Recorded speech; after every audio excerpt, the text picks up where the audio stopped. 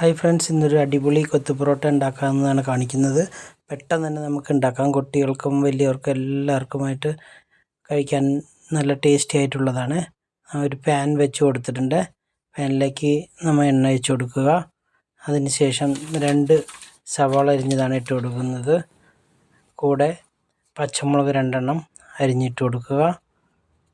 അതിൻ്റെ കൂടെ വേപ്പിലയാണ് നമ്മൾ ഇടുന്നത്. വേപ്പില പുതിയത് കിട്ടാൻ വഴിയില്ലാത്തത് കൊണ്ടാണ്, ഫ്രോസനാണ്. പിന്നെ തക്കാളി അരിഞ്ഞിട്ട് കൊടുക്കാം. 2 തക്കാളിയാണ് നമ്മൾ ഇതിനായിട്ട് ഉപയോഗിച്ചിരിക്കുന്നത്. ചെറുതാണ് തക്കാളി. നല്ലതായിട്ട് അത് വേകുന്ന രീതിയിൽ നന്നായിട്ട് അരിഞ്ഞ് കൊടുക്കുക. അതിനുശേഷം നമുക്കിതിലേക്ക് മുട്ട പൊട്ടിച്ചൊഴിച്ച് കൊടുക്കാമേ. 3 മുട്ടയാണ് നമ്മൾ ഇതിനായി ഉപയോഗിച്ചിരിക്കുന്നത്. മസാലയുടെ കൂടെ നമുക്ക് ഇളക്കി കൊടുക്കാമേ. പിന്നെ നമ്മൾ മലബാർ പൊറോട്ടയാണ് നമ്മൾ വാങ്ങിച്ചത്, അതാണ് ഇവിടെ നമ്മൾ യൂസ് ചെയ്യുന്നത്.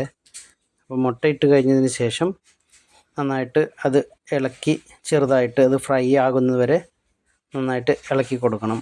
ഇളക്കി കൊടുത്തതിന് ശേഷം മാത്രമേ അത് നല്ല ഫ്രൈ ആയതിനു ശേഷം മാത്രമേ നമുക്ക് ബാക്കിയുള്ള കാര്യങ്ങൾ ചെയ്യാൻ പാടുള്ളൂ. കുറച്ച് നമുക്ക് ആവശ്യത്തിനനുസരിച്ച് ഉപ്പിട്ട് കൊടുക്കുക.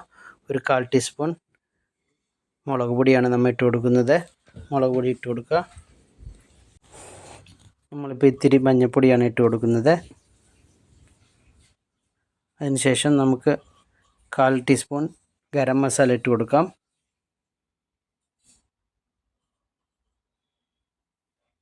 അതിനുശേഷം നമ്മൾ ഇത്തിരി ചിക്കൻ മസാലയും കൂടിയാണ് ഇടുന്നത്. ഇത്രയും മാത്രമേ ഉള്ളൂ നമ്മുടെ റെസിപ്പിയിലുള്ള മസാലകൾ. അതിനുശേഷം നമുക്ക് ഈ പൊറോട്ട എടുത്ത് നമ്മളിവിടെ എടുത്തിരിക്കുന്നത് അധികം കട്ടിയില്ലാത്ത പൊറോട്ടയാണ്. 4-5 പൊറോട്ട ഉണ്ട്. മലബാർ പൊറോട്ട വാങ്ങിച്ചതാണ്, അതുകൊണ്ടാണ്. എന്നിട്ടത് നമുക്കിങ്ങനെ അരിഞ്ഞ് എടുക്കാം. അരിഞ്ഞ് നല്ല സ്ലൈസായിട്ട് നീളത്തിലും അരിഞ്ഞിട്ട് നമ്മൾ വട്ടത്തിലാണ് അരിഞ്ഞെടുക്കുന്നത്. നമുക്ക് ഈ കൊത്തു പൊറോട്ട വളരെ വേഗത്തിൽ തന്നെ ഉണ്ടാക്കിയെടുക്കാനായിട്ട് സാധിക്കുന്നതാണ്. കുട്ടികൾക്കും മുതിർന്നവർക്കും ഒരുപോലെ കഴിക്കാവുന്നതാണ്. നമ്മൾ ഈ അരിഞ്ഞു വെച്ചിരിക്കുന്നത് ഇപ്പോൾ ഈ മസാലയിലേക്ക് ചേർത്തായി നന്നായി ഇളക്കി ചേർത്ത് തിരുമ്മി കൊടുക്കാമേ, നല്ല ഡ്രൈ ആകുന്നത് വരെ. അപ്പോൾ ഡ്രൈ ആയി കഴിഞ്ഞ് നമുക്ക് സ്റ്റവ് ഓഫ് ചെയ്യാം. പെട്ടെന്ന് തന്നെ, അധികം നേരം ആവശ്യപ്പെടുകയില്ല. എന്നിട്ട് പ്ലേറ്റിലേക്ക് മാറ്റി നമുക്ക് എല്ലാവർക്കും, വീട്ടിലുള്ള എല്ലാവരും തന്നെ നന്നായിട്ട് ടേസ്റ്റിയായി കഴിക്കാൻ സാധിക്കുന്നതാണ്. ഇഷ്ടപ്പെടുകയാണെങ്കിൽ ലൈക്കും ഷെയറും സബ്സ്ക്രിപ്ഷനും ചെയ്യാൻ മറക്കല്ലേ. താങ്ക്